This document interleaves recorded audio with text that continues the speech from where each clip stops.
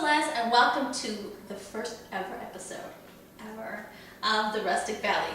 Today, I'm going to teach you how to make fresh pizza dough, a quick pizza sauce, and how to cook your own pizzas in your own house. So let's get started.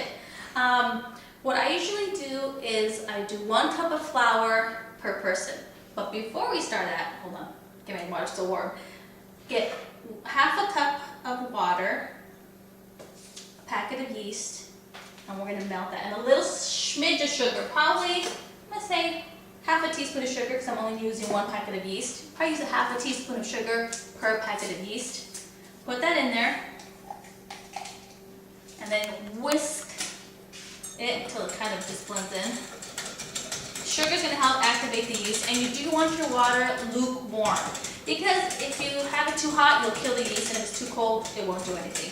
Kind of like a really lukewarm bath. I put this in the microwave for like 10 seconds, and that was good. So we're just let this in while we do our flour.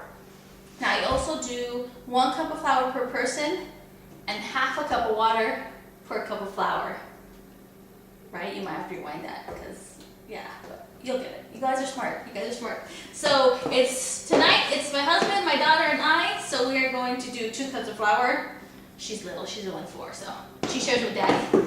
She shares with Daddy because he likes all the meat in his. So 2 cups of flour. And I also put a little bit of salt. I've made it without salt before, and trust me, it doesn't taste very good.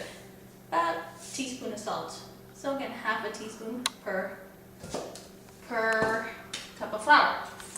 So use your whisk again, just try to get it all mixed in. Now this hasn't been 5 minutes yet. I want to do at least for 5 minutes.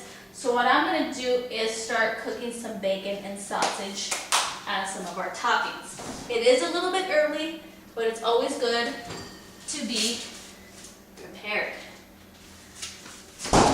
Well, yeah, that too, but organized. This is leftover bacon. Whenever you have leftover bacon, don't be afraid to freeze it. Don't refreeze it. It has to be cooked first. But freeze bacon if you're not going to eat the whole pound. If you're, 1 or just 2 of you, which we can totally kill a pound of bacon, no problem, but it's really not good for you all the time anyway. You gotta do it sometimes, right? So, I just buy Italian sausage, slap it in there, take off the plastic. I'll go through this way real quick. That's sizzling, so wash my hands real quick. And what you want to do is let on, break up your sausage. Now don't freak out, because look, it's going to get stuck. That's okay, but there's so much fat in the sausage, that's the yummy part.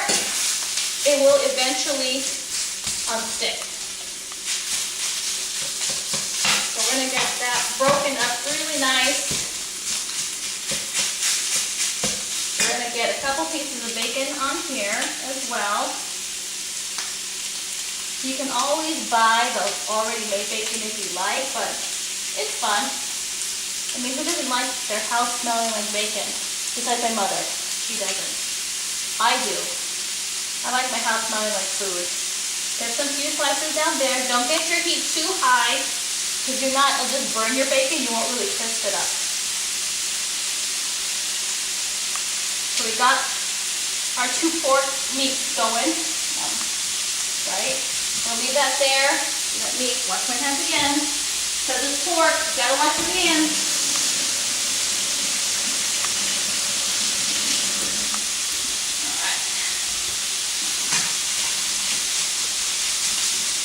And neither of these need to have salt added to them, so they already have enough sodium in them. And for me to say that is a big deal because I'm a saltaholic. I love salt. You see how it's getting brown like that? That's when you know it's starting to cook. It's going to take a few minutes. It'll take about 5 or 10 minutes for this to fully cook through, and that's okay. I just want to show you, just want to cut it up. Now, unless you want bigger chunks of sausage like this in your pizza, go ahead and leave it there. I just make it smaller so we can kind of just sprinkle it on there and kind of share the wealth a little bit. So you just kind of break that up. We're going to let this cook a little bit. Got it. Let's see. Look at that a little bit. Now bacon is something that I like to turn more than once. This isn't as brown as I like it, but I had the heat on low while we're getting ready for our first premiere episode. So I don't mind turning bacon around over and over and over and over again. You can also cook bacon in your oven. But like I said, I like it smelling like bacon in my house. Alright, we're gonna let this stuff continue to cook. And we're gonna go back to our dough, because that'll take about 45 minutes at the minimum to rise, and at least an hour. An hour is optimum, but 45 minutes. I've done it before, you can get away with it. So you got a little foam on there, you're good to go. I make a little well in here, and I pour my water. My yeast mixture. I also like to have a little water on hand, kind of rinse this part out, because if your dough gets too dry, it's easier to add flour than it is to add water to a dough. See, like this is getting a little too dry for me. I want to add more water now, and you just kind of have to feel it. Like I'd rather add more flour, because you just kind of mess up your dough if it gets too dry. It's kind of hard to bring it back. I'm adding a little bit more.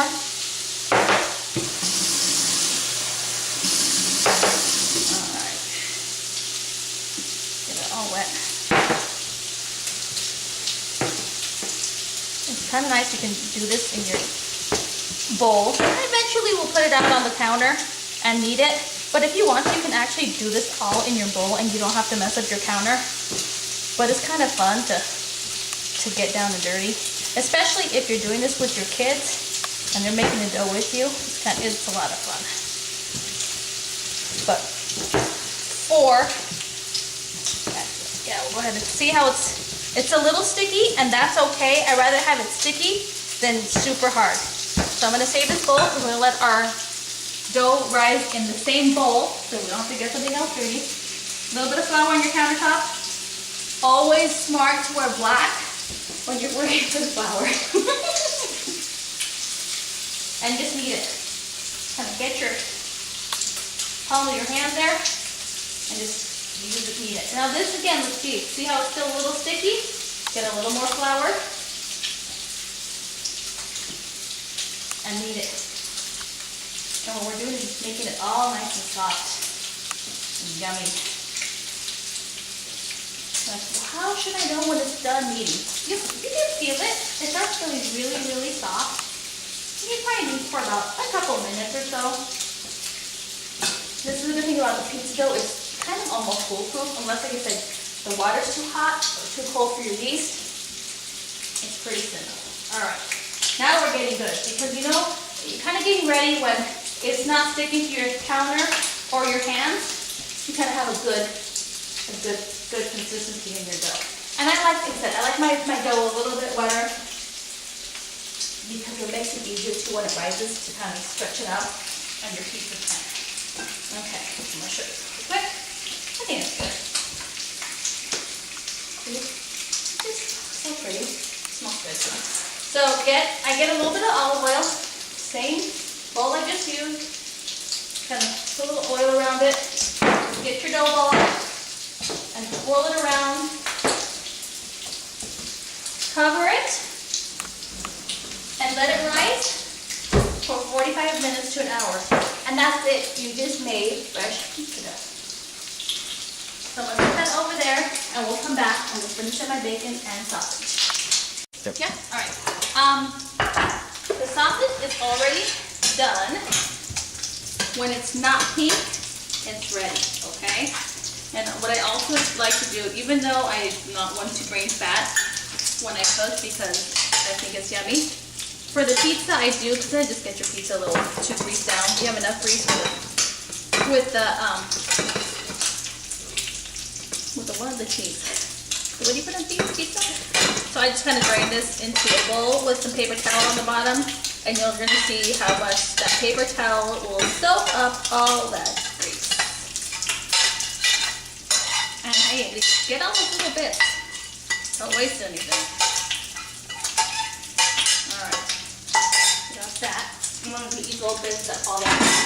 Now the bacon, I do like to drain as well. Okay, this bacon is looking good. All already put one out there. And you put on a paper towel, and that'll also help absorb any of the excess grease. I'm gonna finish up this bacon, and when I'm done with bacon, I'm gonna teach you how to make a quick sauce.